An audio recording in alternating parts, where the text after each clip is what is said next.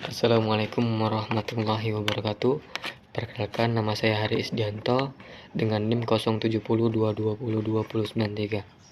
Saya dari kelas Sistem Informasi 5 semester 2. Di sini saya akan menjelaskan mengenai aplikasi otomatisasi.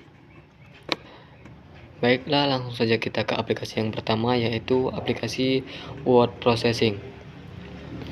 Aplikasi ini adalah suatu perangkat lunak yang dibuat untuk mengolah kata, baik melalui pembuatan, penyuntingan, maupun penyimpanan dokumen.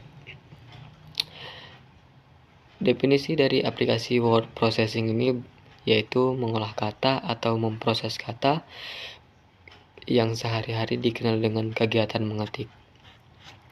Adapun tujuannya yaitu untuk menulis digital atau mengarsipkan tulisan sebagai database internal dan juga eksternal, pemeriksaan tata bahasa, ejaan dan kamus, dapat bekerja dengan gambar, objek, tabel dan grafik, dapat membuat fungsi matematika.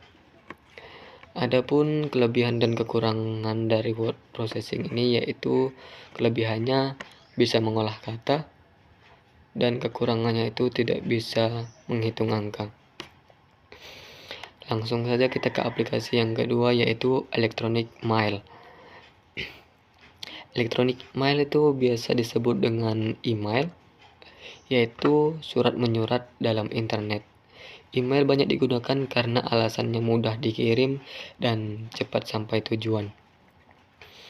Dalam penggunaan email, kita tidak memerlukan kertas ataupun franko, melainkan cukup mengetik melalui keyboard, dan dalam hitungan detik setelah dikirim surat akan sampai tujuan, meskipun jarak penerima yang mencapai ribuan kilometer tanpa batas ruang dan waktu. Adapun tujuan dari electronic mail ini yaitu untuk mengirim dan menerima pesan dari orang lain. Kelebihan dan kelebihannya itu cepat, hanya dengan hitungan detik, tidak perlu waktu lama menunggu email akan terkirim. Biaya pengiriman pun relatif sangat murah jika dibandingkan dengan penggunaan telepon atau surat menyurat. Kekurangannya dari electronic mail ini, bila salah kirim sebuah email yang berisi dokumen, maka ada kemungkinan dokumen tersebut akan salah digunakan. Langsung kita ke aplikasi yang ketiga, yaitu voicemail.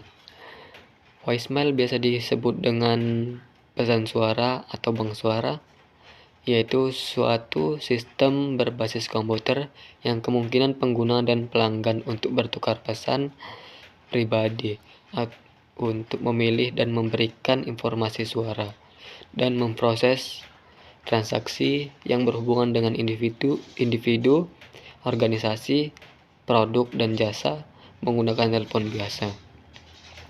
Adapun tujuannya yaitu agar memudahkan pengguna untuk memberikan kabar jika pengguna masih dalam panggilan lain. Kelebihan dari voicemail ini yaitu jika kita menggunakan voicemail, apabila kita sedang menerima panggilan telepon, kemudian ada telepon lain masuk, sedangkan kita tidak dapat mengangkatnya dalam waktu bersamaan, maka kita tidak dapat menggunakan panggilan, sehingga menggunakan seluler lain yang menghubungi kita dan meninggalkan pesan dan memasukkan ke dalam voicemail box. Setelah itu kita dapat mendengarkan pesan yang ditinggalkan penelpon. Kekurangan dari voicemail ini, jika jaringan tidak bagus, maka pesan suara tersebut akan putus-putus. Langsung kita ke aplikasi yang ketiga, yaitu electronic calendaring. Electronic calendaring itu adalah penggunaan jaringan komputer untuk menyimpan dan menandai secara yang sudah ditetapkan oleh manajer atau seseorang. Adapun tujuannya itu untuk menandai suatu acara yang telah ditetapkan. Kelebihannya itu yang pertama bisa dilihat kapan saja ketika kita sedang tidak sibuk atau di luar ruangan. Tidak menghabiskan kertas, bisa membuat alarm pengingat, dan dapat membuat agenda jadwal. Kekurangan dari aplikasi elektronik calendaring ini yang pertama, tidak ada penanda hari libur nasional atau hari raya umat beragama. Tidak dapat sesuai apabila tidak ada jaringan muncul, dan mengatur secara manual apabila ada kesalahan. Lanjut kita ke aplikasi yang kelima, yaitu audio conference. Audio conference ini adalah pertukaran informasi hanya melalui suara dengan medium panggilan telepon yang menghubungkan 3 atau lebih saluran telepon dalam waktu bersamaan. Tujuan dari audio conference ini yang pertama, mempermudahkan pengguna untuk menyebarkan informasi tanpa harus menyebarkan satu persatu dan mempersingkat waktu pengguna. Kelebihan dan kekurangan dari aplikasi audio conference ini yaitu yang pertama, biaya peralatan yang diperlukan untuk konferensi audio berada dalam jangkauan sesuai perusahaan. Kekurangannya bergantung pada saluran telepon. Jika di lingkungan kita berisik gitu kan, itu dapat mempengaruhi atau mengganggu pembicaraan. Kita ke aplikasi yang keenam, yaitu aplikasi video conference.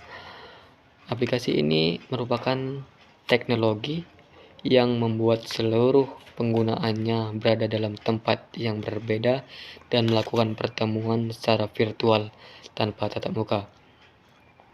Contohnya itu seperti pada saat ini karena sedang ada COVID, kita mahasiswa atau pelajar menggunakan aplikasi Zoom. Seperti itu contohnya. Tujuannya yaitu supaya mempermudah untuk melakukan pertemuan dan menyampaikan informasi tanpa harus datang ke tempat tujuan. Kelebihan dan kekurangan dari aplikasi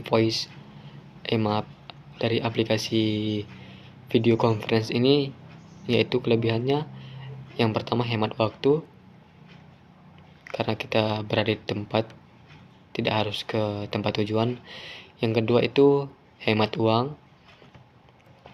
Kekurangan dari aplikasi video conference ini, harga masih terbilang mahal karena alat-alat untuk video conference sulit didapat dan dalam proses penginstalan pun harus ekstra hati-hati agar tidak salah. Langsung kita ke aplikasi yang ketujuh, yaitu computer conferring. Computer conferring ini adalah penggunaan jaringan komputer sehingga memberikan kemampuan seseorang untuk melakukan pertukaran informasi selama proses terjadinya konferensi. Adapun tujuan dari computer conferring ini yaitu untuk mempermudah user berbagi informasi. Kelebihan dan kekurangannya yaitu kelebihannya untuk membantu guru dalam mengajar siswa dengan mudah dan cepat. Kekurangannya itu komputer dapat membuat otak kita menjadi malas dan jarang diasah. Langsung kita ke aplikasi yang ke-8, yaitu voice mail transmission.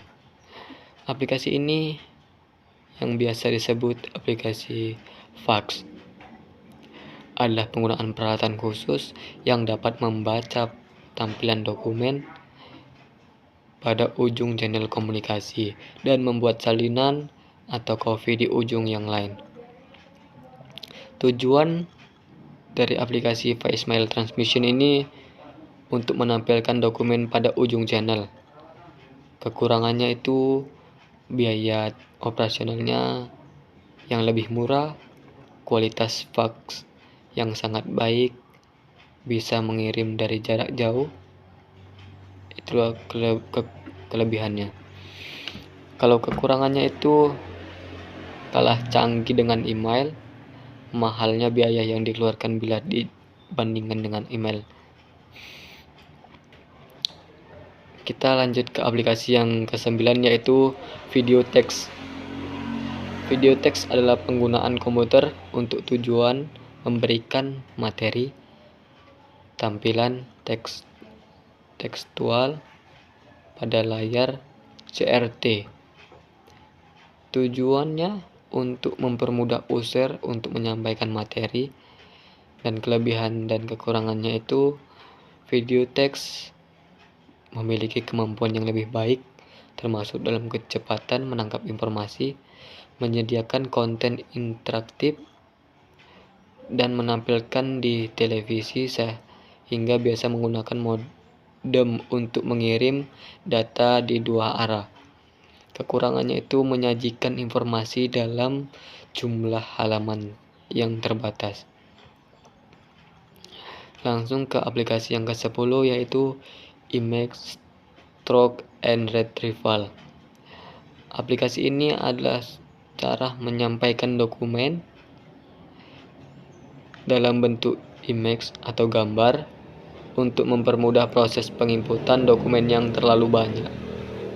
Tujuan dari aplikasi ini untuk mempermudah penyimpanan dokumen. Kelebihan yaitu menghemat ruang. Kekurangannya, cara penyampaian tampilan mikrofilm tidaklah terlalu sulit. Namun pemanggilannya kembali agak lambat. Itu kekurangannya. Dan aplikasi yang terakhir yaitu aplikasi desktop publishing atau yang sering disebut dengan DTP. Aplikasi ini adalah suatu pengguna perangkat komputer untuk menyiapkan output atau keluaran tercetak yang kualitasnya sangat mirip dengan yang dihasilkan oleh Typester. Sistem aplikasi desktop publishing ini berbentuk suatu konfigurasi komputer mikro yang mencakup layar CRT, resolusi tinggi, dan printer laser, dan dikembalikan oleh perangkat lunak desktop publishing. Tujuan dari aplikasi desktop publishing ini yaitu untuk mengeluarkan hasil yang kualitasnya tinggi. Adapun kelebihan dan kekurangannya itu aplikasi lebih mudah dan terdapat fitur save and filter. Kekurangannya itu yang pertama, hanya tersedia untuk platform Microsoft. Yang kedua, harga yang cukup mahal. Yang ketiga, tidak stabilnya versi dari dokumen yang dihasilkan. Dan yang keempat, itu fitur website template. Mungkin hanya itu yang bisa dapat saya jelaskan dari aplikasi otomatisasi perkantoran ini. Jika ada kekurangan, saya mohon maaf. Assalamualaikum warahmatullahi wabarakatuh.